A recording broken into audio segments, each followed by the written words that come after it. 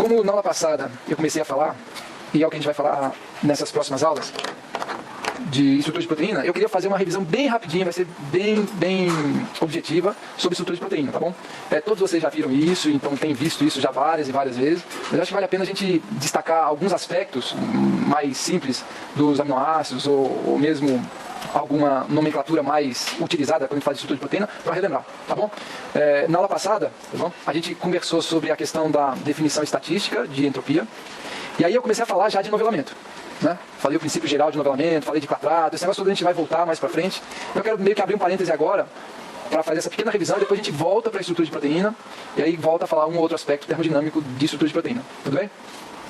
Então, se for muito simples o que eu vou falar aqui, vocês têm um pouquinho de paciência, né? Eu gostaria de começar relembrando aqui a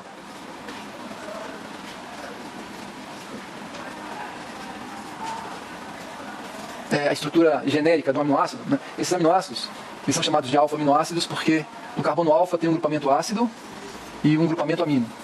Esse carbono alfa é um carbono assimétrico, na maioria, em 19 dos 20 aminoácidos é assimétrico, só não é assimétrico na glicina. E o que varia entre os 20 aminoácidos é essa ligação aqui, que a gente chama de cadeia lateral. Isso aqui a gente chama de cadeia lateral. É o que varia entre os 20 aminoácidos. Né? A gente representa, a maneira mais comum da gente se referir a essa cadeia lateral é simplesmente R. Esse R, a gente está querendo falar das 20 cadeias laterais diferentes dos 20 aminoácidos que participam da síntese proteica. Agora, esses aminoácidos são L-aminoácidos, porque esse carbono aqui é um carbono assimétrico. Então, você tem um jeito correto de representar um carbono, uma molécula assim, com um carbono assimétrico, né? Esse aqui seria o jeito correto, seguindo um padrão dessas ligações horizontais estarem para frente e as ligações representadas assim na vertical estarem para trás do plano, né? Esse seria o jeito correto. Mas eu não vou me ater quando eu estiver representando os aminoácidos, eu vou escrever cada um num canto, tá bom? Não vou ficar preocupado com esse tipo de representação correta. Agora, é muito importante, gente, que vocês relembrem, quando eu escrevo assim, esse carbono alfa, esse carbono assimétrico, esse carbono que só tem simples ligações, é muito importante que vocês lembrem qual é a forma realmente de um carbono que tem apenas ligações simples.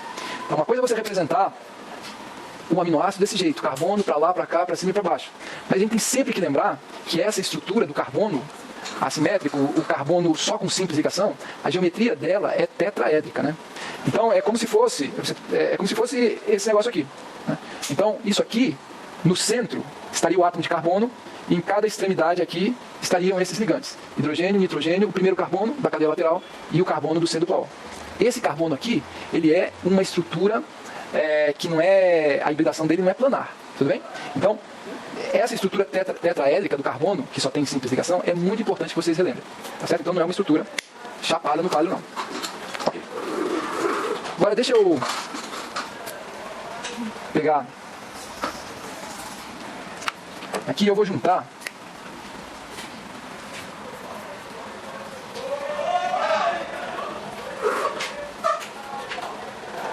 dois aminoácidos aqui. A gente vai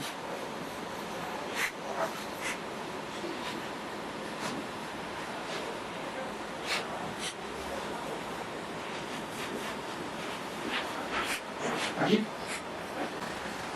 A gente tem a formação de uma ligação peptídica, isso é altamente esquemático. No organismo vivo, a ligação peptídica é feita não a partir dos aminoácidos livres, envolve o tRNA, o mRNA, o ribossoma, etc, etc, etc. Isso aqui é só um esquema da formação de uma ligação que une o carbono do C dupla O com o nitrogênio do grupamento amino do outro aminoácido. Então, essa ligação aqui, chamada de ligação peptídica. Bom, então é muito importante que vocês vejam como é que, eu simplesmente escrevi com duas cores aqui para refletir que vem metade, como é que é a estrutura desses átomos que unem os dois aminoácidos, né? É o carbono C dupla O menos, que reage com NH3+, C dupla O, NH. Essa parte é o aminoácido antigo, o segundo, essa o primeiro. Isso aqui a gente chama de ligação peptídica. Tá bom? Eu vou escrever só mais um aqui. Vou colocar aqui. Vou colocar mais um aminoácido. Muitas vezes eu vou me referir como aminoácido apenas AA. Tá bom? Eu vou colocar assim, aminoácido 3. Sai uma molécula de água. Eu vou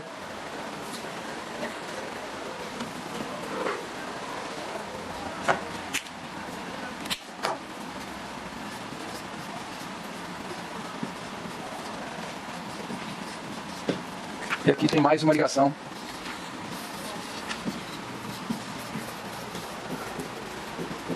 Peptídica. Certo? Então assim a gente pode fazer, as proteínas têm proteínas com 1000 resíduos de aminoácidos. A gente vai adotar um padrão, que é o padrão que todo mundo usa. A gente vai numerar os aminoácidos a partir da extremidade amino terminal. Então numa proteína, se a gente for colocando aminoácidos aqui, o primeiro aminoácido ele tem esse grupamento amino que está ligado no carbono alfa, livre. O último aminoácido ele vai ter o grupamento carboxila ligado no carbono alfa, livre.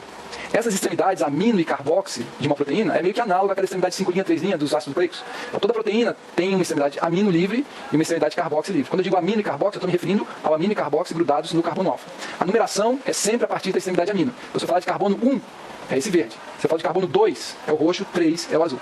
Então a numeração é da extremidade amino para a extremidade carboxi, que é também o sentido, a direção da síntese proteica. Quando você produz uma proteína, o ribossomo produz uma proteína, a extremidade que sai do ribossomo é a extremidade amino. É ela que começa a sair do ribossomo. E a extremidade carboxi é que vai recebendo os novos aminoácidos. Fala. Aminoácido 2, É. Aí eu falei carbono? Os carbonos lá. Melhor falar assim, aminoácido 1, aminoácido 2, aminoácido 3.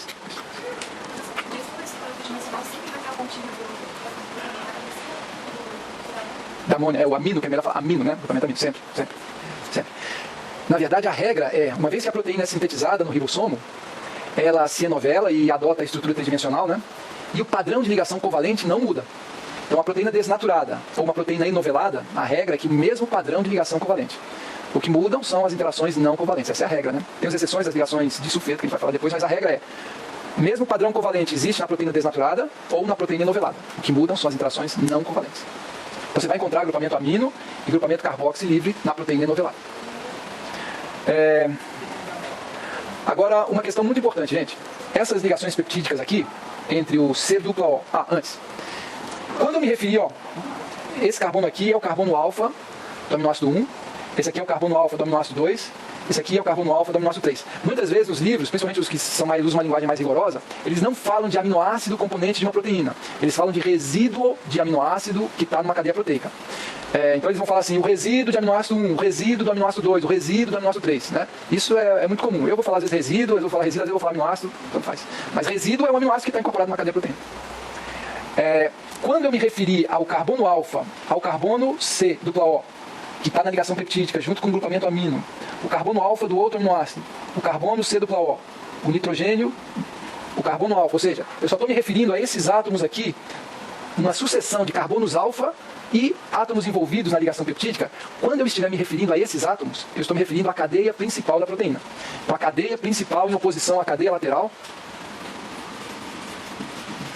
cadeia principal, é uma sucessão de carbonos alfa, C dupla O, N, H, carbono alfa, e assim vai. Carbono alfa 1, carbono alfa do resíduo 2, ou seja, eu estou me referindo apenas a esses átomos aqui. Estou desconsiderando os átomos presentes nas cadeias laterais de cada um dos aminoácidos, tá bom? Então isso é a cadeia principal de uma proteína, os átomos envolvidos nas ligações peptídicas e o carbono alfa. Ok. Agora uma característica muito importante, pessoal, da ligação peptídica que tem reflexo na estrutura da proteína.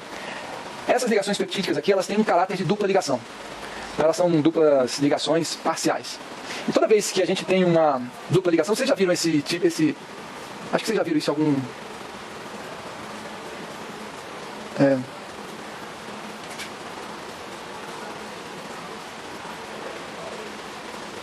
Esse tipo de isomeria, né? Quando você tem uma dupla ligação, os ligantes são diferentes, surge uma isomeria, que é aquela isomeria... Vocês lembram qual é? Cis-trans, né? Cis-trans. Quando vocês veem estrutura de membrana, normalmente o pessoal destaca esse aspecto, né? Os ácidos graxos que compõem os lipídios de membrana normalmente são da forma cis. Esse tipo de isomeria, e na verdade a nomenclatura cis-trans é cis se esses grupamentos, né, os substituintes de volume semelhante estão do mesmo lado. Trans se estão em lados, né, em faces separadas. Então isso aqui seria o isômero cis. E esse aqui seria...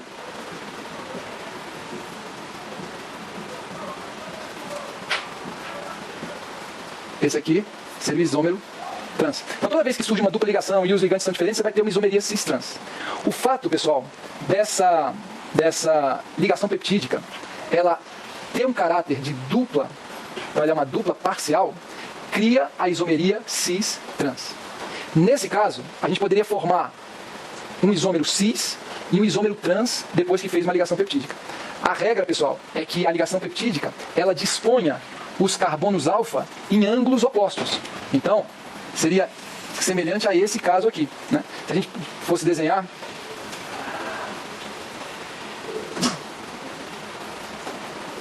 aqui segue, né? Então, esses carbonos alfa, eles estão como se fosse um carbono alfa aqui e outro carbono alfa aqui. Então, essa forma da ligação peptídica, a gente diz que é a forma trans, né? Então, vocês vão ver, como estiver estudando, relembrando a parte de estrutura proteica, vocês vão ver a especificação de trans. A configuração dos aminoácidos ligados a uma ligação peptídica é do tipo trans. É porque a ligação peptídica tem esse caráter de dupla. Os ligantes são diferentes, tem a isomeria cis-trans, e no caso da ligação peptídica, os carbonos alfa, eles ficam em posições opostas, né? Então, o isômero é trans, né? Isso é um detalhe, poucas vezes a gente se refere a isso, mas vocês vão encontrar nos livros esse tipo de isomeria cis-trans em relação à ligação peptídica, porque ela tem um caráter de dupla ligação. Então, isomeria trans.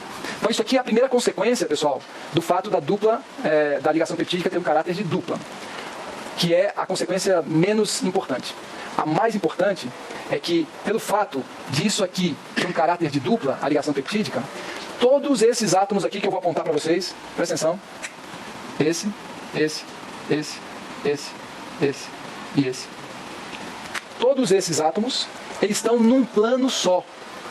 Esse carbono C-O, ele está numa hibridação planar, diferente dessa hibridação do carbono que só tem simples. Então, esse carbono está no mesmo plano do oxigênio, no mesmo plano do carbono alfa, no mesmo plano do nitrogênio. Pelo fato dessa ligação peptídica ter caráter de dupla, faz também o átomo de nitrogênio ter uma configuração achatada. Então o nitrogênio também está no mesmo plano do carbono, está no mesmo plano do carbono alfa e está no mesmo plano do hidrogênio. Então todos esses átomos aqui que eu apontei para vocês, carbono alfa, esse aqui, e esse aqui, estão no mesmo plano. Tudo bem, gente? A gente muitas vezes a gente tenta representar, né, esse plano comum desse jeito, ó.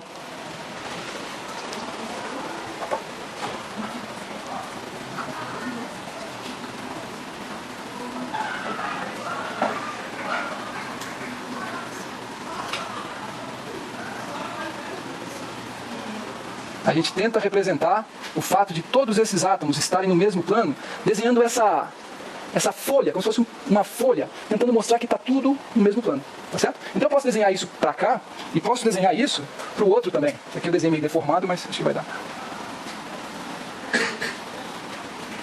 Aqui. Essa aqui é a outra ligação peptídica. Esse carbono está no mesmo plano desse, está no mesmo plano desse nitrogênio, está no mesmo plano desse outro carbono. Tudo bem? Então esses dois, todos esses átomos estão no mesmo plano. Todos esses átomos estão no mesmo plano. E isso vale para toda a ligação peptídica. A ligação peptídica, pelo fato de ter esse caráter de dupla, ela torna os átomos envolvidos na ligação peptídica, torna planares aos carbonos alfa adjacentes. Para cá, para lá. E serve para todas. Então a gente pode ver, pessoal, isso é uma maneira, inclusive é uma representação muito comum, presta atenção no que eu vou falar, ó. A cadeia principal de uma proteína como uma sucessão de planos. Como se fosse assim, ó.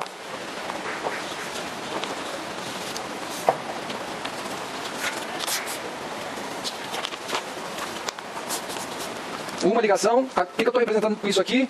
Essa folha aqui. Então nessa folha estão todos esses átomos que eu apontei, estão no mesmo plano. A outra folha da outra ligação peptídica. Elas estão se unindo. Esse ponto de união aqui, o que está aqui? O carbono alfa. Agora presta atenção, gente. Pergunta, presta atenção. Eu vou dar uma voltinha aqui e eu quero que vocês vejam se a representação que eu estou fazendo está correta. Óbvio, se eu estou perguntando é porque não está, e eu quero que vocês digam por que não está. Presta atenção. Estou aqui 2 planos.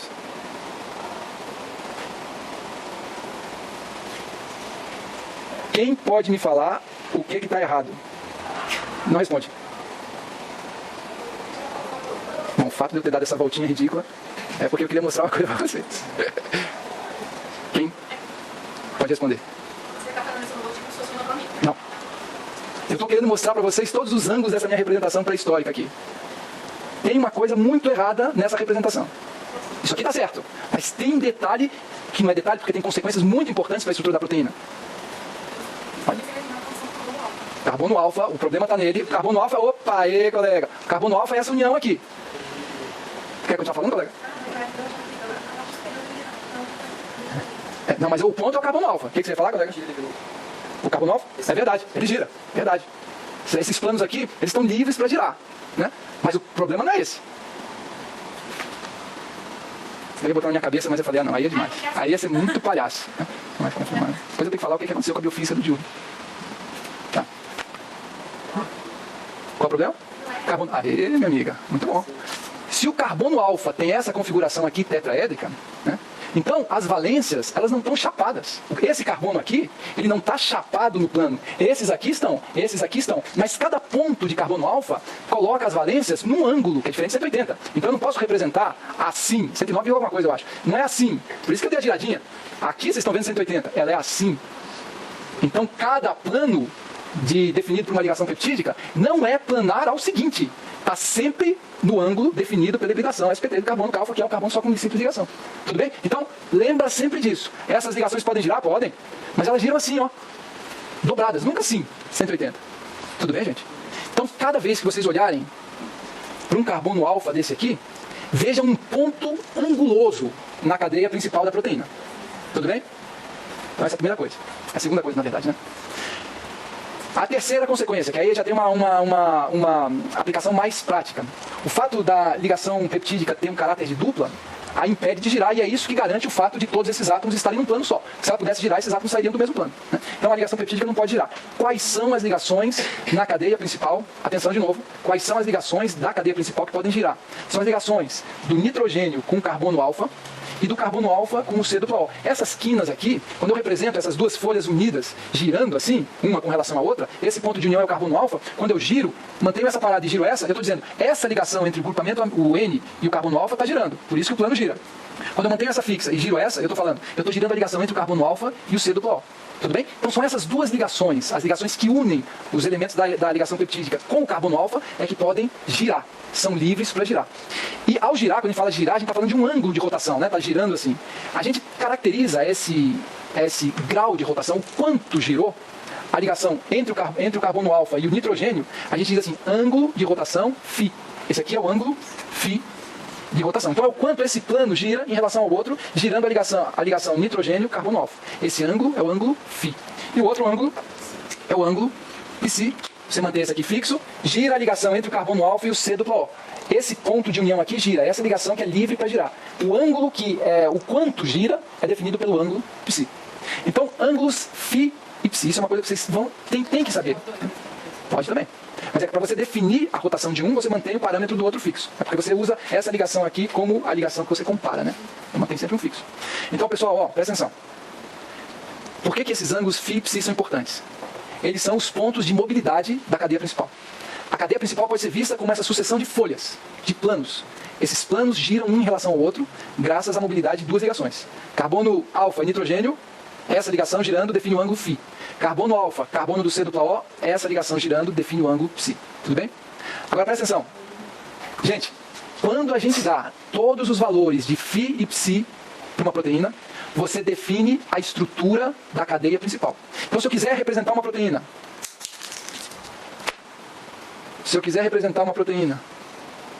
eu não vou desfazer meu carbono sp3.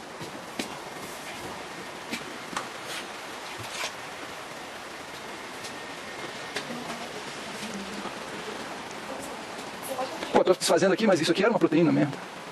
Vou refazer. Isso aqui é uma proteína, né? Isso aqui é uma proteína, duas alfa-hélices enoveladas assim, né? Isso é um motivo muito comum de estrutura proteica. Um tipo de proteína fibrosa, né? Envolvida em diferentes aspectos de sustentabilidade, assim, de forma da célula, de suporte celular. Mas enfim, isso eu não quero. Calma aí. Deixa eu só fazer uma coisinha aqui.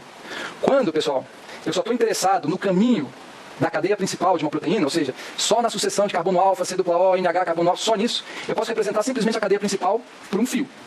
Se eu definir os valores φ e psi de cada resíduo, eu defino o caminho da cadeia principal. Tá certo? Então eu posso sair dessa estrutura, completamente esticada. Se eu definir os valores de φ e psi para cada resíduo, eu vou definir exatamente essa estrutura aqui. Por mais complexa que seja. Essa estrutura, que é uma estrutura tridimensional, é o caminho no espaço por onde percorre, por onde passa a cadeia principal, ela é definida pelos ângulos φ e psi. Então basta dar os ângulos φ e psi de rotação, que eu sei qual é o caminho da cadeia principal da proteína. Por que eu não posso falar que eu sei a estrutura tridimensional da proteína? Só dando os ângulos φ e psi. Pode responder. Porque, para você saber de fato a estrutura tridimensional de uma proteína, você tem que saber a posição de cada átomo em relação aos outros. Dando os ângulos φ, eu digo quanto gira isso, sei exatamente a posição de cada um dos elementos da cadeia principal em relação aos outros. Mas não tenho certeza com relação à posição, por exemplo, se esse resíduo for a cadeia principal for aquela, eu acho que isso aí é a lisina. Dando o caminho da cadeia principal, ou seja, dando os valores de φ, eu não tenho ideia dos ângulos de rotação e, portanto, não tenho ideia da estrutura da cadeia lateral desse resíduo de nenhum outro. Eu posso ter uma ideia, porque dependendo do caminho da cadeia principal, as cadeias laterais ficam tão empacotadas que acaba que a liberdade é mínima. Então eu posso ter uma ideia de onde é que estão os átomos da cadeia lateral, mas eu não tenho certeza. É por isso que, quando a gente fala de ângulos φ de rotação, a gente está falando de estrutura da cadeia principal, o caminho no espaço percorrido pela cadeia principal. Tá bom? Ótimo. Diga.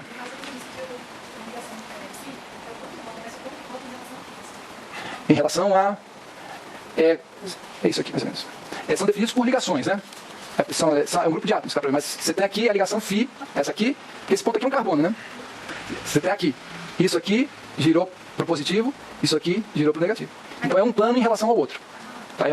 É girar um plano em relação ao outro. O que o parâmetro, o valor sai, você usando um parâmetro fixo, né, que é o átomo do outro elemento, do outro plano, e gira aqui. Mas né? a FI é sempre nitrogênio, carbono alfa? Exatamente. O Φ é sempre N carbono alfa. Psi é sempre carbono alfa, C duplo alfa. Como são as minerais, o ângulo de rotação para mim. Se a cadeia está estendida, os ângulos de rotação, se você quer estender o máximo possível a cadeia proteica, você coloca os ângulos de rotação mais 180, que é a rotação geral, assim. Então, mais 180 ou menos 180 que são coincidentes. Se você coloca tudo mais 180, mais 180, mais 180, menos 180, você vai ter a cadeia na configuração mais estendida possível. Esse valor de rotação total. Então, isso roda assim, né? Isso. Aí, mais ou menos, deve ter dito que a cadeia principal, mais ou menos, vem a estrutura tridimensional dela, só da cadeia principal. Mas por que se isso roda assim e não assim, entendeu? E roda só assim, então não vai mudar muito tridimensionalmente. Não vai fazer ângulo assim ou assim. Eu não consigo entender isso. Não, mas eu sei, é porque você está pensando como é que a estrutura vai se dobrar se só fica assim. O problema é que não é assim, né? É assim. Então, é um ângulo. Já existe um ângulo. Então, em si, o ângulo já é assim, né? Então, ela já é dobrada. Em cada átomo desse aqui, já existe um certo grau de ângulo, né? Esses ângulos podem se compondo de maneira que os ângulos eles são menores ou maiores, gira para um lado ou para o outro. Então, mas a questão, a sua dúvida é justamente para resolver, você tem que pensar que a ligação é assim, né? Não está no plano. Sempre assim. Em cada carbono alfa você tem uma angulação entre os planos, tá certo? Então essa angulação ela vai mudando, né? Tá, isso aqui, ó. E quando você pensa em girar um plano, né? Você pensa em girar esse plano aqui, está pensando em girar tudo, que evidentemente não acontece, né? Porque é uma quantidade de átomos muito grande. Então essa rotação aqui ela vai ser restrita por quanto esses outros átomos podem girar, né? Ou são velozes. Esse aqui pode girar, então esse aqui pode girar, né? Esse aqui pode girar. Esse aqui tem que girar, porque você poderia pensar em tudo isso aqui girando, mas tem que pensar em outras ligações livres. Por exemplo, essa aqui ela tem que ser maleável o suficiente, né? Se isso aqui estiver preso, para esse aqui poder girar nesse ponto também.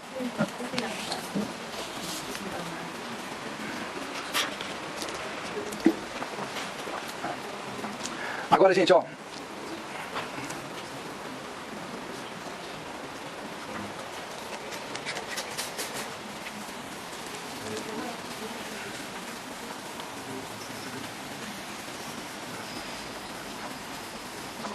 Existe um gráfico que é muito comum em qualquer abordagem de estrutura de proteína, que é um gráfico que coloca aqui no eixo X os valores de φ e coloca aqui no eixo Y os valores de psi, né? Então positivo, negativo, positivo, positivo, negativo, negativo. Esse tipo de gráfico você pode pegar, por exemplo, definir o ângulo φ e psi para esse resíduo número 2.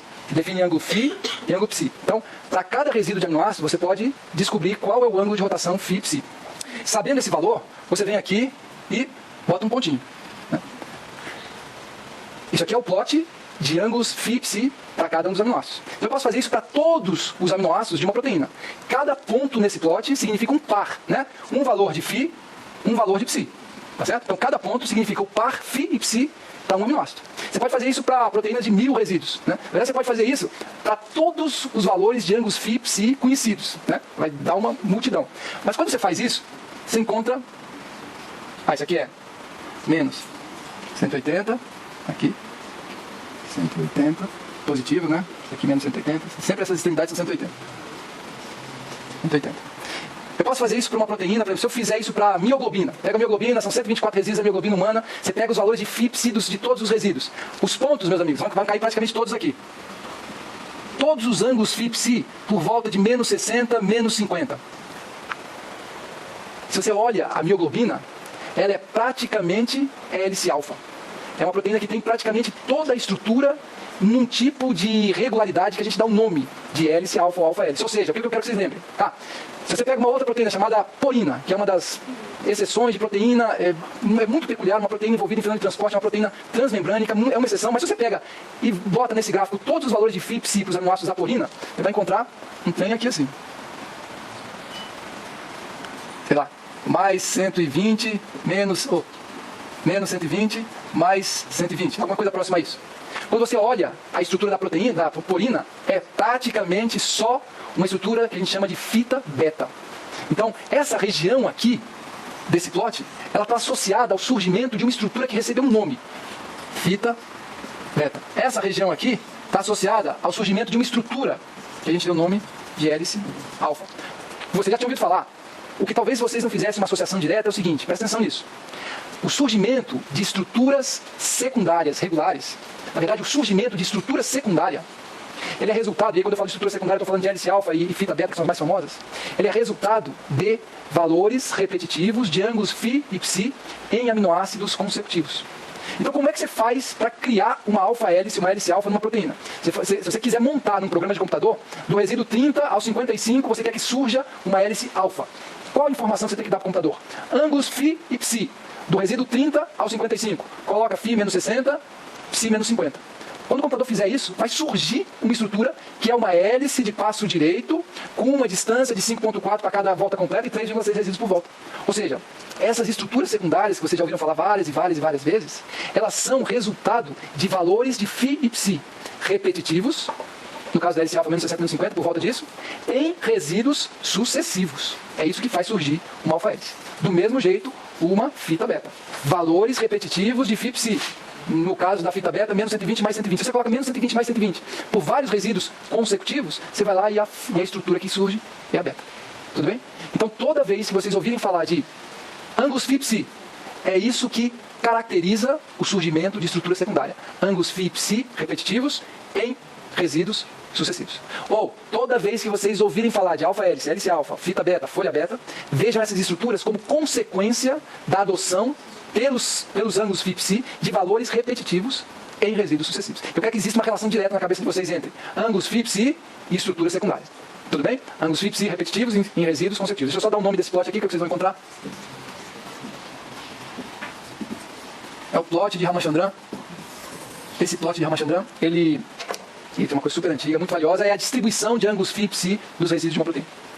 Tem como a gente, quando você fala de ângulos, os três ângulos, tentar visualizar qual é o eixo, que forma esse ângulo, eu consigo visualizar ali, por exemplo, qual é o eixo que você está usando, para saber em quantos graus tem o ângulo φ, em quantos graus tem o ângulo psi. Em relação a quê, entendeu? Acho que vai dar para ver aqui.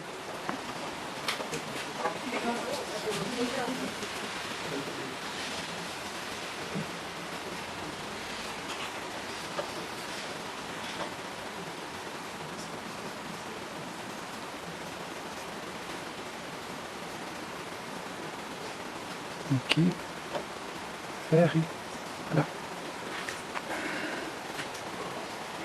para esse ângulo girar, você compara essa ligação aqui com essa ligação aqui. Então, aqui, você tem dois planos unidos, né? Eles estão num ângulo assim. Você consegue definir um tipo de rotação, apesar de não estarem no mesmo plano. Você tem uma ligação aqui que você compara com essa ligação.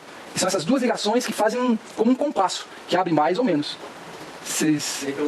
Para um lado é positivo, para o outro lado é negativo. Sempre vendo do carbono alfa para o nitrogênio né? Essa é a posição, carbono alfa perto de você, nitrogênio depois, ou então carbono alfa, C dupla O. Então se você quer ver a rotação do ângulo φ, você olha do carbono alfa para cá, compara essa rotação aqui com essa rotação. Então é como se fossem dois aros assim, né? Unidos por um central, que é a rotação que vai girar, a ligação que vai girar. Seria mais ou menos isso, né? E é essa a rotação que você vê. Então para cá positivo, para cá negativo. Mais 180 ou menos 180, que coincidem. Certo? Sempre comparando. Então essa é a ligação que está girando. Tudo bem? Se esse for o carbono alfa e esse for o nitrogênio, isso aqui é a ligação φ. Tá bom? Pessoal, eu sugiro que vocês façam o seguinte. A gente vai usar muito um programinha, quer dizer, muito, vamos usar algumas vezes, um programinha chamado Pmol. Um programa chamado Pmol. Eu gostaria que todos vocês tentassem instalar esse programa no computador de vocês, tá bom? Tem que preencher um formuláriozinho, vocês têm que falar que são estudantes, ele vai perguntar qual é a disciplina que você faz, bota lá qualquer coisa, quantos colegas vocês têm, bota qualquer coisa, e aí eles vão mandar um link pro e-mail de vocês com a senha e o usuário, tá certo? E aí vocês instalam esse programa, porque é um programa muito legal de visualização. Aí vocês podem testar todos esses ângulos de rotação, tem como você definir os ângulos de rotação, FIPSI, então é um programa de manipulação e de visualização de estrutura proteica, tá certo? Tentem fazer isso, porque se for possível a gente usar em uma outra oportunidade aquele laboratório de informática, se eu conseguir instalar o Pmol lá, né, a gente pode dar uma aula de estrutura lá, para vocês manipularem realmente esses ângulos todos que vocês querem. Tudo bem? Então tentem fazer isso, por favor.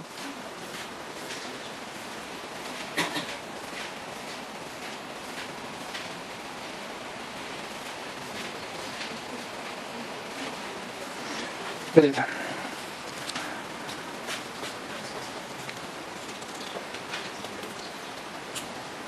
Ok. Eu ainda vou voltar para essa questão de estrutura secundária. Assim, pensando, ignorando a cadeia lateral e todos os outros átomos que não seriam envolvidos nesses planos, né? A formação dessa estrutura secundária, por exemplo, no alfa hélice, ela é causa ou consequência dos ângulos? Os ângulos FIPSI, eles são consequência da propensão da cadeia principal a assumir um determinado tipo de estrutura.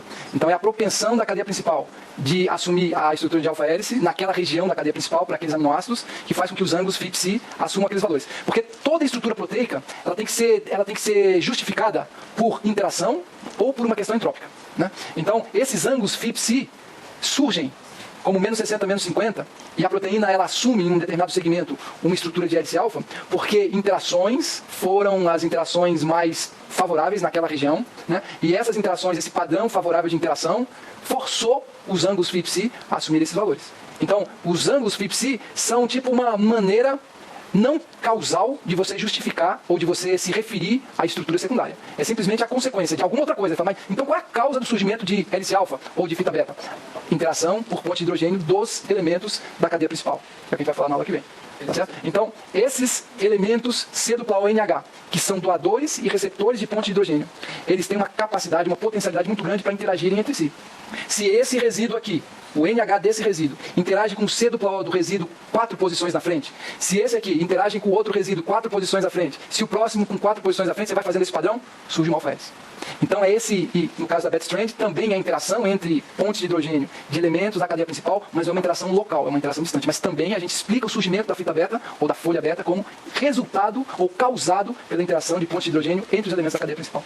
Certo? Isso a gente vai conseguir visualizar, a gente vai voltar nisso, quando, né? Você vai ver aí realmente essa é a causa, né? Ou pelo menos é a causa do fato dessas estruturas secundárias serem tão comuns. É uma influência, porque todo resíduo de aminoácido tem C dupla ONH, C dupla ONH, C dupla ONH. Se esses elementos estão envolvidos no surgimento de estrutura fita beta e hélice alfa, se eles são a causa, quer dizer, a tendência deles interagirem, essa tendência pode ser usada como a causa do surgimento de fita beta e hélice alfa, a gente entende por que fita beta e hélice alfa são tão comuns em estruturas proteicas, né? Porque elas são resultado da interação de elementos que estão presentes independentes dos aminoácidos. Essa seria a causa principal. Agora, que existe influência da cadeia lateral, existe. Porque senão, né, você não teria regiões alfa e regiões beta. Então existe uma tendência, existem aminoácidos formadores de alfa-hélice, aminoácidos formadores de beta strand. Mas, então a gente explica pelas interações de ponte de hidrogênio, que é o que eu falo.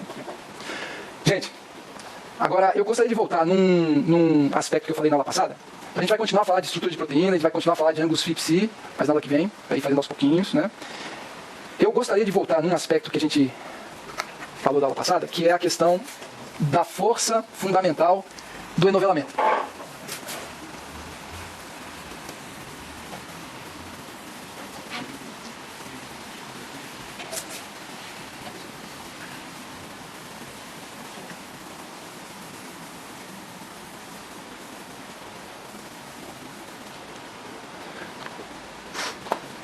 quando eu represento assim, ó,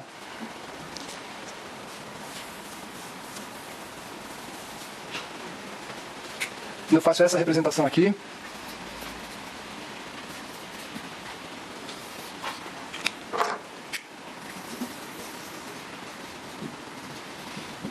eu estou me referindo ao fenômeno de novelamento. Por que esse fenômeno é importante? Porque aqui a gente tem a atividade biológica.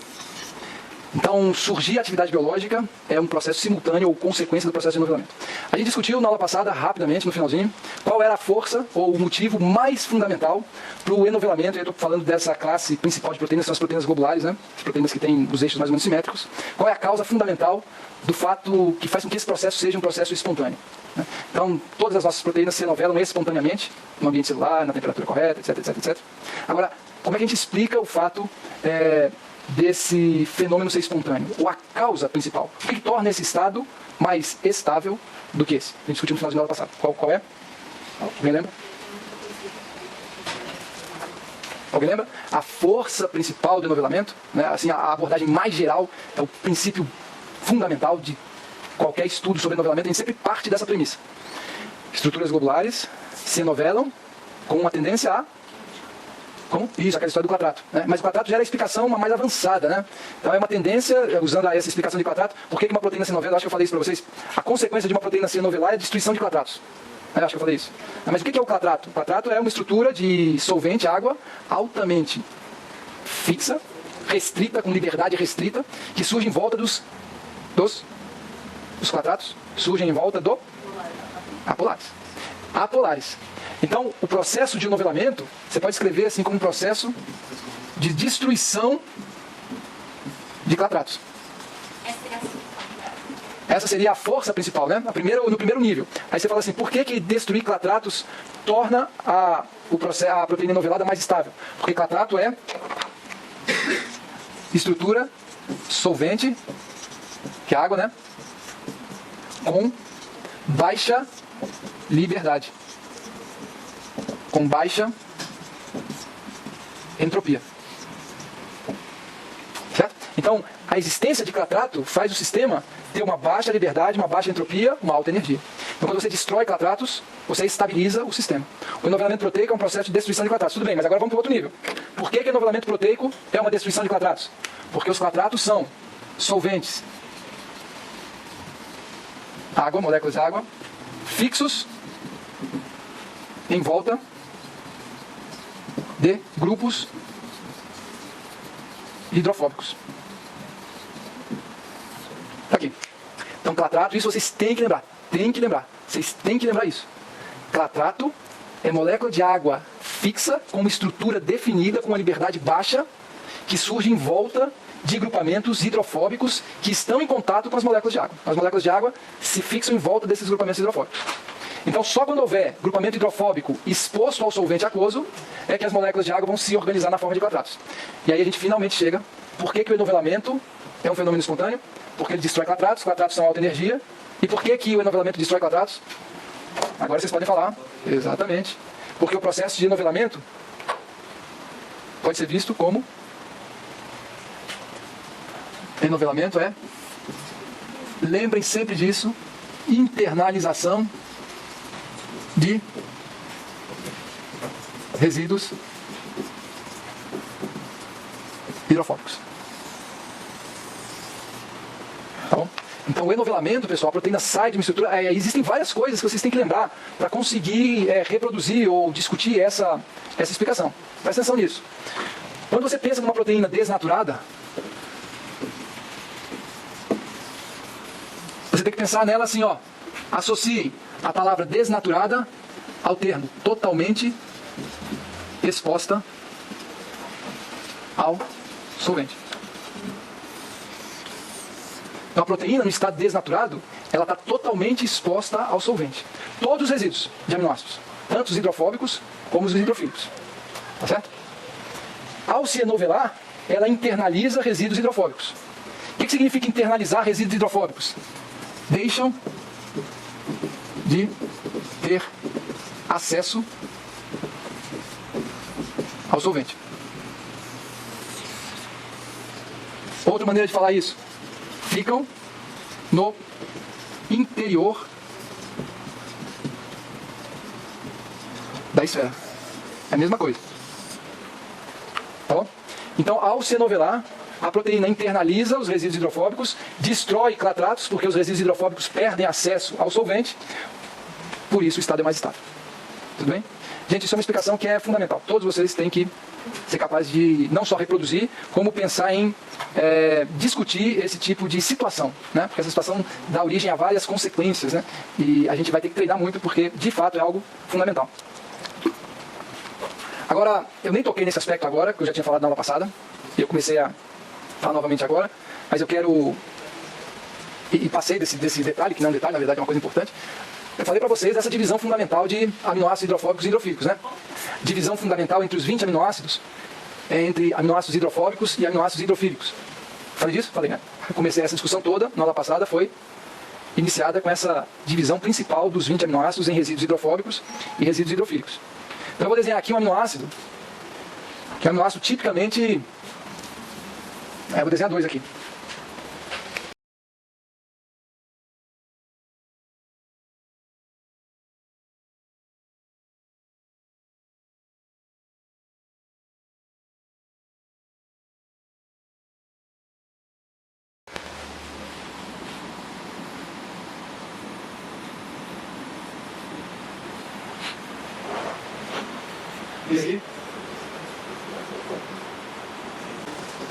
Esse aminoácido aqui, se não me engano, é a leucina. E esse aqui é o aspartato. Então, isso é uma coisa que eu quero que vocês consigam fazer com os 20 aminoácidos. Olhar para o aminoácido e, dependendo da cadeia lateral, que é isso aqui, eu quero que vocês classifiquem o aminoácido como hidrofóbico ou hidrofílico. Tá bom? Fácil aí, né? Esse aqui.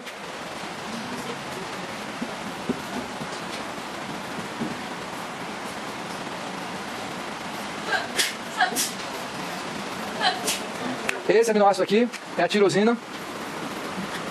Como é que vocês classificariam ele? Hidrofílico, por que vocês estão pensando que é hidrofílico?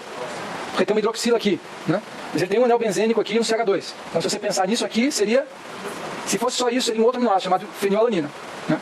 Esse aqui tem a hidroxila. Então de fato a fenilalanina é mais hidrofóbica e com essa hidroxila a gente poderia pensar na tirosina como hidrofílica, né? Aí a gente poderia colocar isso aqui para os 20 aminoácidos. Agora eu tenho uma pergunta para terminar a aula para vocês. Você tem 20 aminoácidos. A gente pode supor qual é mais hidrofóbico, qual é mais hidrofílico. Qual é o princípio teórico que vai te permitir escolher entre se é hidrofóbico ou se é hidrofílico? Presta atenção, se tiver carga na cadeia lateral, a ideia é que seja hidrofílico. Se só tiver carbono e hidrogênio na cadeia lateral, e quanto maior for essa quantidade de carbono e hidrogênio na cadeia lateral, mais hidrofóbico. Então leucina e fenilalanina seriam super hidrofóbicos. Certo? Se não tiver carga, mas tiver hidroxila, agrupamento polar, tipo esse aqui.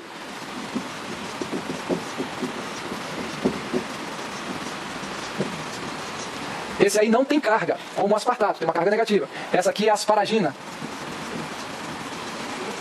Não tem carga, mas tem dipolo permanente. C-O e NH2 e tudo dipolo permanente. Então isso aqui é hidrofílico. Então se tem agrupamento de polos permanentes na cadeia lateral, a tendência é que seja mais hidrofílico. Se tem só carbono e hidrogênio na cadeia lateral, e quanto mais tiver, a tendência é que seja hidrofóbico. Tudo bem? Isso é abordagem teórica para você poder fazer uma classificação. Agora eu queria aqui, para terminar mesmo, eu queria que vocês me propusessem um método experimental de você fazer uma escala de hidrofobicidade. Ou de vamos ter isso. Hidrofobicidade. Qual é o aminoácido mais hidrofílico, qual é o mais hidrofóbico? Eu quero que vocês pensem numa técnica experimental de construir essa escala. Pode falar. Qualquer coisa, vale qualquer coisa. Inventem qualquer coisa que vocês quiserem. Uma técnica experimental de você construir dos 20 aminoácidos, colocar numa ordem. Do mais hidrofóbico para o mais hidrofílico. Vou pegar um e tentar solubilizar. Isso. Solubilizar, hein? É essa a proposta. O colega pensou em fazer uma escala de hidrofobicidade ou hidrofilicidade, vendo quanto você consegue dissolver de cada um dos aminoácidos em água. Quanto mais hidrofílico for o aminoácido, a ideia é que ele seja mais solúvel. Então, quanto maior for, quando você conseguir mais dissolver um aminoácido, mais hidrofílico ele pode ser. Então, é uma escala de hidrofobicidade baseado na solubilidade em água. Tá certo? Se você quer confirmar essa escala, como é que você faz? Desculpe. Você pode confirmar, o colega propôs, dissolve em água. Você pode confirmar dissolvendo os 20 em óleo, ou num solvente apolar. Porque a sua escala tem que ser o contrário da dela. Então você faz um dissolvendo em água, confirma dissolvendo em óleo, ou num solvente apolar. Tudo bem? Um método pragmático agora, teórico, meio. Ah, não, eu falei que ia terminar. A gente continua na hora. Assim que eu gosto, gente. Isso, pessoal, isso aí. Ninguém vai embora mesmo, né? Então, até às 11 horas. Uma mistura de método teórico e prático. Você não tem acesso ao laboratório, mas você tem acesso ao banco de estruturas de proteína. Em 2011, havia 70 mil estruturas de proteínas conhecidas. 70 mil. Cara, é muito. E está crescendo exponencial. 70 mil proteínas globulares solúveis no citossol, tá certo? Você tem acesso a esse banco de dados. Eu pergunto, como você pode usar esse banco de dados para construir uma escala pragmática de hidrofobicidade? Quem sabe não respondendo, se todo mundo pensar. É uma mistura de teórico e prática. É teórico porque o cara está só no computador. É prático porque ele está usando um banco de dados construído à base de muito trabalho experimental, que é a estrutura tridimensional de proteína. Como é que com acesso ao banco de dados, com essas 70 mil proteínas solúveis, você sabe tudo da proteína, todas as posições, você pode construir uma escala de hidrofobicidade? Pode falar. Acho que as mais concentradas, que são mais juntinhas assim, globulosas, assim, elas são mais morfóticas. Não, como é que é? Não entendi. Não, calma aí. Quando elas são mais apertadinhas. Mas calma aí, quando você está falando assim, mais apertadinha, mais juntinha. Quando elas estão enoveladas. Elas são enoveladas. Todas estão enoveladas. A gente está falando de um banco de dados onde todas são globulares. E eu acho que as são mais concentradinhas assim, elas são mais hidrofóbicas. Mas quando você fala que elas são concentradas... Sim, apertadinhas assim, entendeu?